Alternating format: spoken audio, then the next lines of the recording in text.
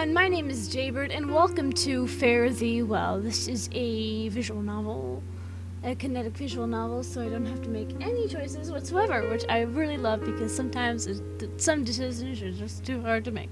Anyways, we're just gonna start a new game. Fare Thee Well, the story of a lonely man. A wanderer, a wayfarer, a stranger, and the sleepy town he found in the snow. One winter night, December 1967. I am a lone wayfaring stranger, traveling through this world of woe, but there's no sickness, toil, or danger in that bright land to which I go. Is this rhyming? Is this a poem? Is this poetry? The strong winter wind beats down all around me. I pull my coat ever closer. I'm going there to see my father. I'm going there no more to roam. I'm only going over Jordan. I'm only going over home. Down the road I walked, covered in cold snow. I have no one to meet and nowhere to go. I know dark... This is so intense, holy shit. The music. I know dark clouds will gather round me. Is this... Hold on a minute, guys. This is really loud. Oh. Can you guys hear me over the music? Probably not. Hold on a minute. Let me turn it down a little more. Actually, wait. I can make preferences. There we go. Gosh, let's just turn the sound volume down too. Guess voice volume can be all the way up. Okay. Return. I know my way is rough and steep, but golden fields lie out before me, where God's redeemed shall ever sleep. I need to find somewhere better than this. I guess I don't... Okay. I can't feel a thing. I'm going there to see my mother. She said she'd meet me when I come. I'm only going over Jordan. I'm only going over home. Suddenly I see light in the bleak midwinter. A small town nestled deep in the woods, asleep, dreaming the passage of time. All except for one single brick building, its windows glowing with light beacons for the lost. I see it's a bar, what the fuck is a dimply lit? A dimply lit sign flickers above the entrance. On it is a name emblazoned in pale golden letters. The Hearth and Home. It'll do. I push past the door and enter and out of the snowy night. Once inside, I take off my gloves and rub my hands together for warmth. It takes too long to feel my fingers again. I close my tired eyes and take in the sounds of the bar. It's busier than I'd expect in a town like this. There's a low murmur dispersed in the air. Some people are here in groups and many are, like me, alone. It's good to see people again.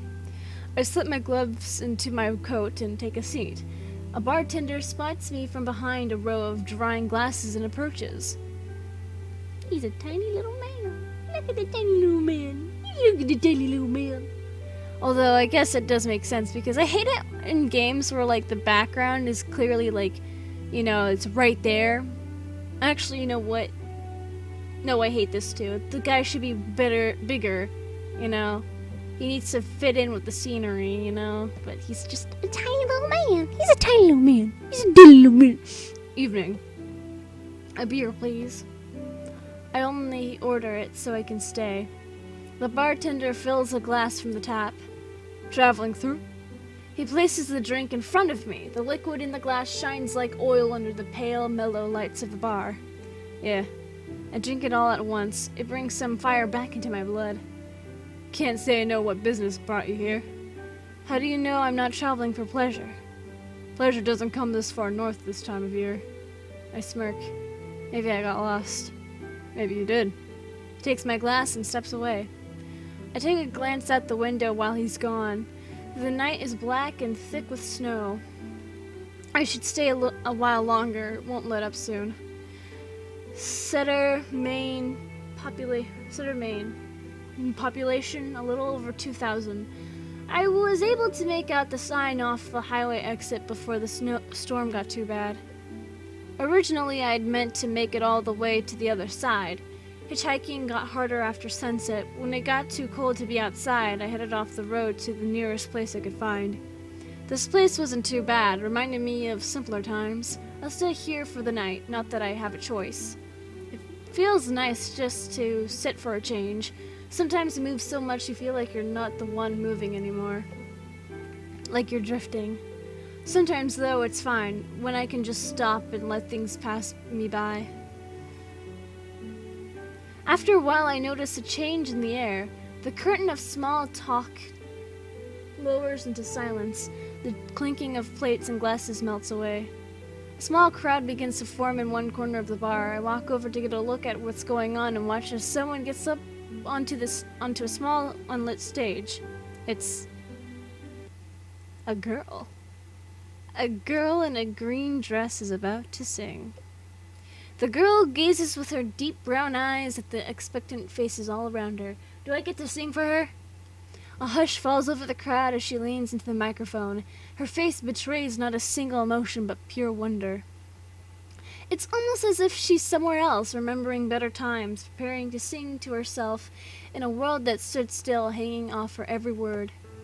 She begins softly, her voice barely above a whisper. By yon bonny banks, by yon bonny banks, and by yon bonny braes, where the sun shines bright on Loch Lomond. Oh, I don't know how to sing for this. What? I don't know the lyrics. I know the song. I don't. For me, my true love will never meet again on the bonny... Oh wait, I think I know this one. On the bonny banks of Loch Lomond. Of course I know this song. Oh my god, what's Loch Lomond?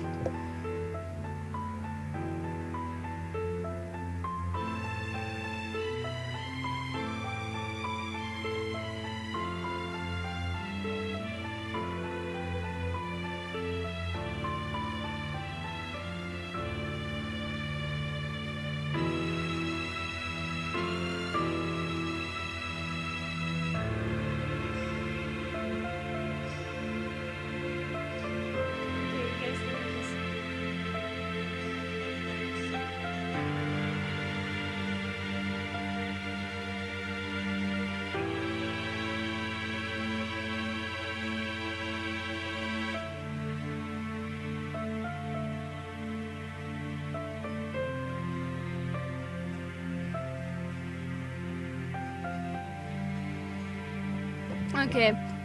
Wait. How do you sing that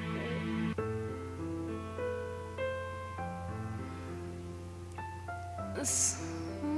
Birds are sing in the flower spring, and in sunshine the waters are sleeping, where the broken heart can know no second spring again, though the woeful may cease from the grieving. You'll take the high road and I'll take the low road. I'll be in Scotland before you, but me and my true love will never meet again on the bonny banks of Loch Lomond. I don't know if I'm doing it right. I don't really care. After her rendition of Loch Lomond, the girl continues to perform, singing various other folk songs. The audience continues to be mesmerized by every movement of her parted lips. The bar is eerily silent, and not a single person dare move. Her voice is magical, perhaps the most beautiful I've heard in all my life. I've never been this absorbed in song before. The voice of the girl in the green dress grows and grows and grows, only to fill the air with complete emotion, feelings seething with energy. Like her voice is an endless flowing spring, and to listen to it is to drink and drink and drink again. Sounds like an alcoholic. I've never felt this way before. I doubt I will again. Wow, thanks for being dramatic. When she finally finishes her set, the girl in the green dress takes a fateful step back from the microphone. Her skin beads with sweat. Her chest heaves up and down to the rhythmic beat of her exhausted heart. Her posture is tired but proud, her breath short but steady, her eyes somber but bright, vibrant with fire. And as I watch her in this precious little moment of silence, it seems all time stops. The sheer intensity of this moment breaks over me like a cold ocean water wave. The sadness I feel at its impermanence, its immediate beginning and end, pulls me under. I am washed in fascination, and in that moment the passage of time resumes. It flows unhindered, ignorant that so much change had just taken place in my inner self in that brief window of frozen time. That change in my heart has just set forth in motion a long, long story.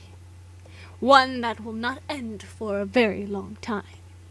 A story about meeting people and saying goodbye to people.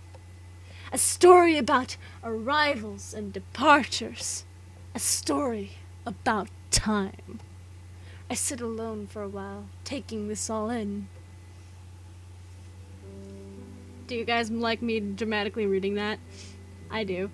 After I regain my senses, I shake myself off and return to my seat at the bar. I see someone's cleared my glass from the counter. The bartender spots me out of the corner of his eye and comes on over. Another? I might be staying here longer than I thought. Just one.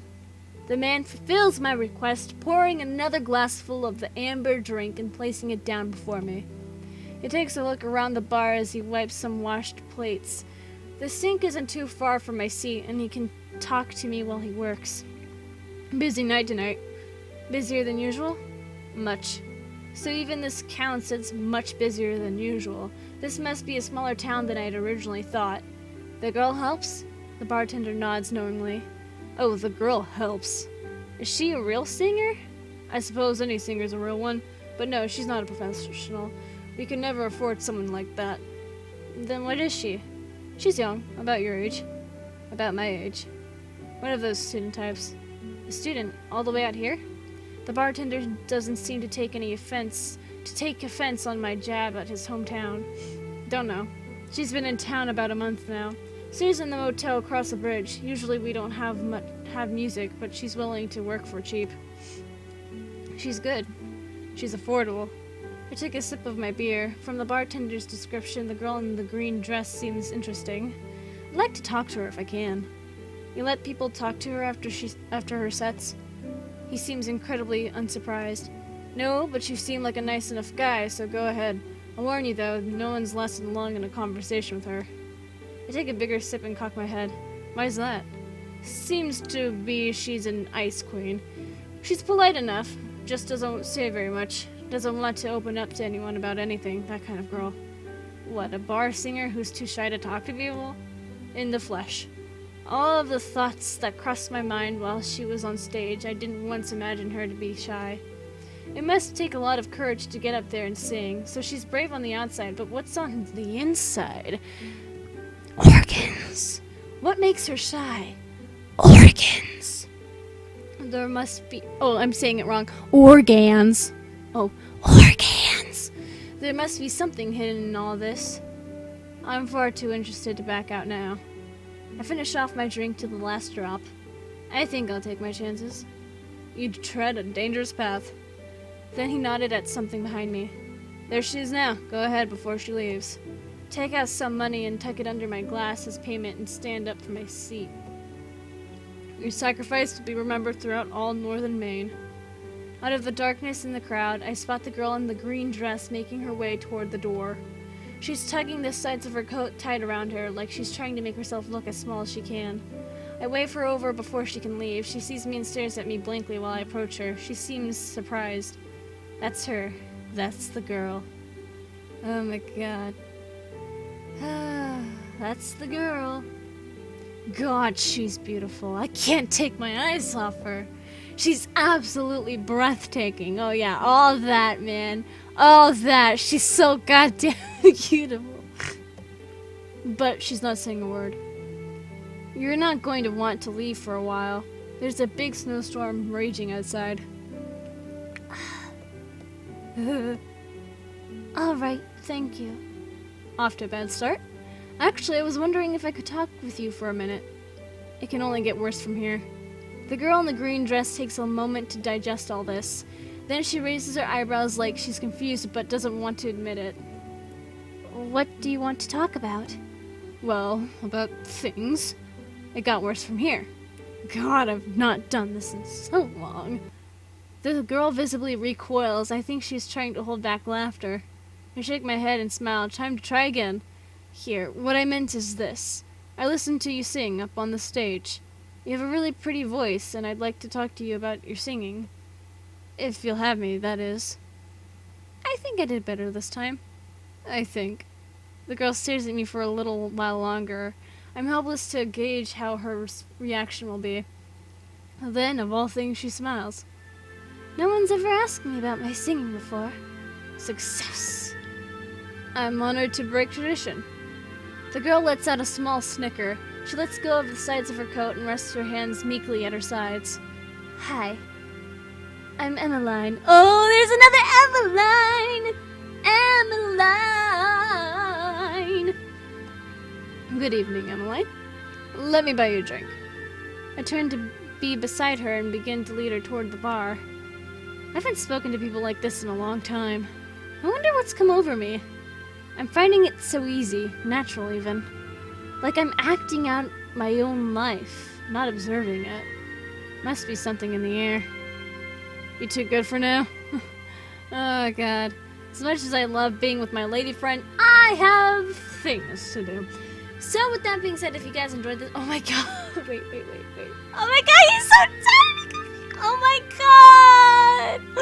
Oh my god, he really is a tiny fucking bartender! Look at him! Oh my god! Look at that!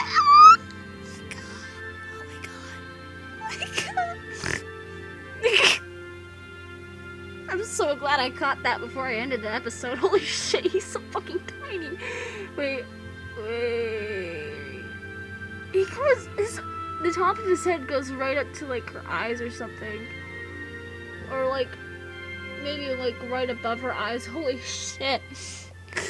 Look at how tiny his head is compared to hers. He's so tiny. He's so tiny. He's so fucking tiny. Holy shit. Is it a midget? Is it a fucking midget? Anyways, with that discovery, if you guys enjoyed this and would like to see more of this game, then leave a like down below, leave a comment down below, share with your friends, subscribe if you haven't, ring that notification bell, and remember, die safely. Bye-bye!